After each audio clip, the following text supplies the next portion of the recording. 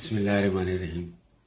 حضور اکرم صلی اللہ علیہ وآلہ وسلم جن پر ہمارے ماں باپ قربان ہوں، مکہ مدینہ منورہ میں آمد کے بعد حضرت ابو ایوب انصاری رضی اللہ عنہ کے گھر پہ مقیم تھے کہ انہوں نے اپنے آزاد کردہ غلام حضرت زید بن حارث رضی اللہ عنہ اور حضرت ابو رافع رضی اللہ عنہ کو 500 درہم اور 2 اونٹ دے کر مدینہ بھیجا تاکہ وہ صاحبان اپنے ساتھ رسول اللہ صلی اللہ علیہ وسلم کے اہل و عیال کو لے کر مدینہ منورہ آ جائیں۔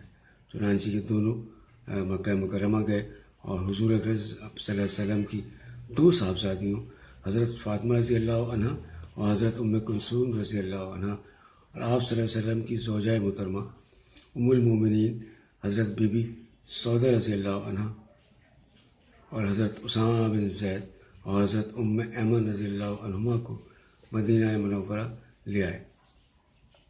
آپ صلی اللہ علیہ وسلم کی صاحبزادی حضرت زینب رضی اللہ عنہ نہ آ سکیں کیونکہ ان کے شوہر حضرت ابو العاص بن ربیع نے ان کو مکہ میں روک لیا تھا اور وہ اس وقت تک مسلمان نہیں ہوئے تھے۔ حضور اکرم صلی اللہ علیہ وسلم کی ایک صاحبزادی بی بی رقیہ رضی اللہ عنہ اپنے شوہر حضرت عثمان غنی رضی اللہ عنہ کے ساتھ حبشہ میں تھی۔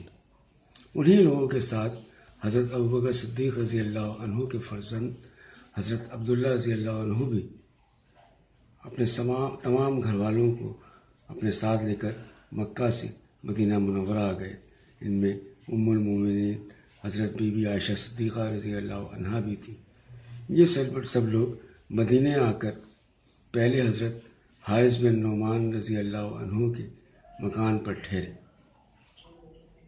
اس کے بعد ہی مسجد نبوی کی تعمیر شروع ہوئی۔